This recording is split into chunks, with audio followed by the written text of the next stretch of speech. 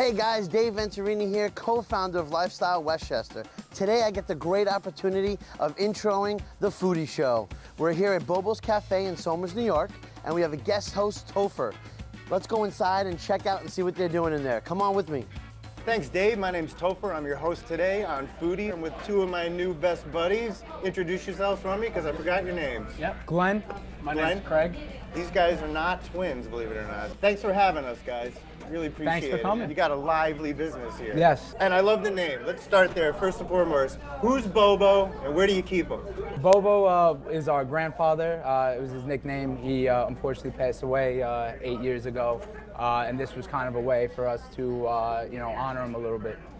Was he involved in the business initially, or you just kind of tipping a hat to your grandfather? We've kind of always been in the service industry. Okay. So we knew when we opened this place up that it would be nice to name it after him. I think that's a very nice gesture. Is this something you guys love to do? It looks like it. We enjoy. I mean, we love food, I can tell. and coffee.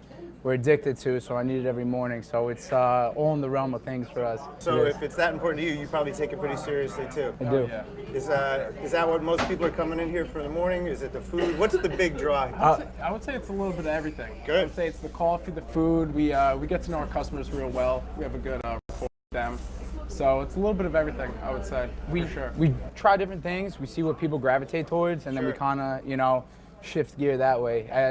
For a coffee shop, but then we like to accommodate people that are hungry. Well, everything looks textbook. I mean, everything looks absolutely perfect. Like a food set dresser here, and it didn't. This came right out looking this beautiful, and there's no smoke and mirrors here. This is it. That's it.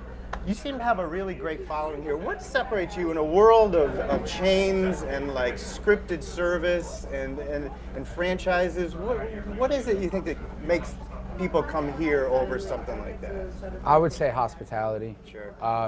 You just want people to feel a certain way when they're in your store. If they're, feeling good when they're leaving, you always want people to leave happy. And if that's something we could kind of break somebody's day up, maybe 5-10 minutes that they're here, and make somebody laugh or they just have a good experience, that's a win. And people know when they come in here, they're going to see one of us. Right. So like I said, we're building like great relationships with our customers. So, they come in here, they hang out, they want to talk to us. And I think that's what separates us a little bit. Absolutely. Let's talk about the coffee again, because the chains, I'm not going to name any names, but that's a huge competition. You say you take your coffee seriously. I take my coffee seriously, especially in the morning. You need to do it. What is it you do with coffee here that separates you two? I think where we benefit is, like you said, chains. When you think of chains, you think of 50 stores, 100 stores.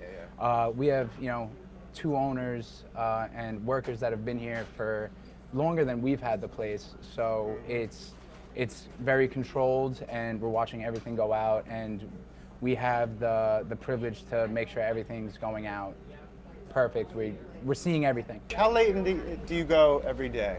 6 o'clock. 6 o'clock. So you're probably here before that in the AM. 6 to 6 every day at least. What keeps the energy up? Because it's a lot of work. A lot of coffee. Coffee. Yeah, a lot of coffee. A lot of coffee. It's the coffee. Yeah, I don't know. We just really hone in on it, and we make sure that we're doing everything to the T.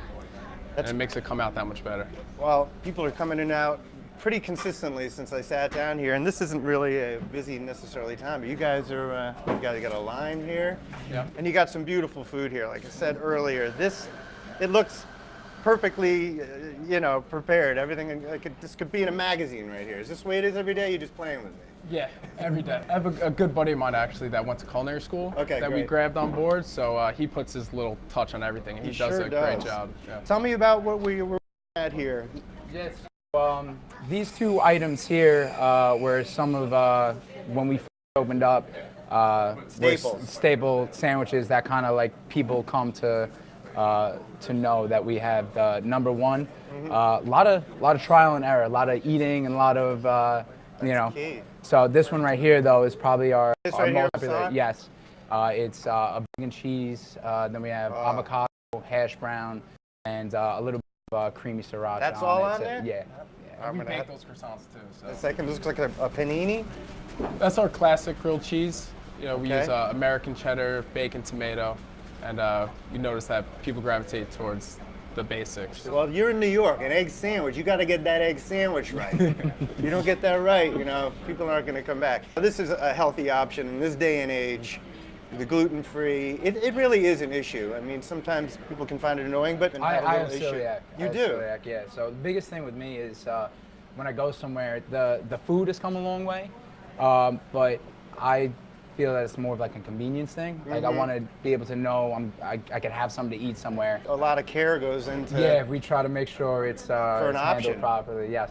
So tell me about this option right here.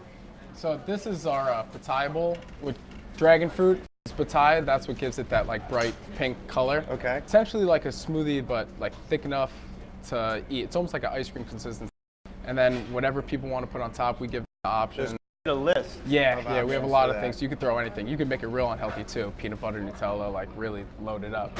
But this one is just a mix of fresh strawberries, coconut, almonds, chocolate. Wow. Yeah, with a nice little drizzle of honey on top. It's great. I guarantee you can't find anything quite like that within much of a mile No, this is radius definitely unique, and it's just starting to catch on. Within the first couple months that we had the place, we were doing, but if you see like old pictures and stuff like that, how it just transforms. A lot of trial and error. Yeah. That's key. That is definitely key. So I think maybe I need to take a bite of this. I didn't eat before I came here specifically. That should do the If you don't trick. mind me watching me eat food on camera, but there's no way a homemade croissant can't get it. Well, here we go.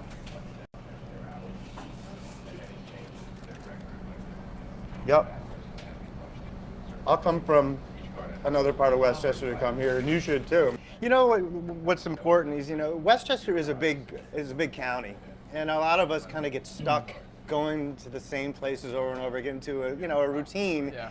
And I'm really encouraging people to try to break that. Bobos, this place is terrific and worth an extra few minutes from anywhere as far as I'm concerned. Thank you. You guys are really passionate about it, and I'm going to bite passionately into this grilled cheese right here because, Help yourself. that's what I got to do. Excuse me.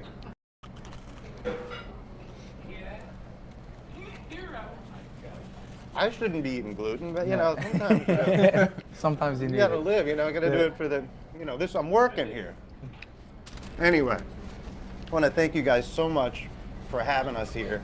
Oh, thank you. Well, that's a wrap on this episode of The Foodie Show. Thanks so much for watching. My name's Topher, and please don't forget, you can find much more on Lifestyle Westchester.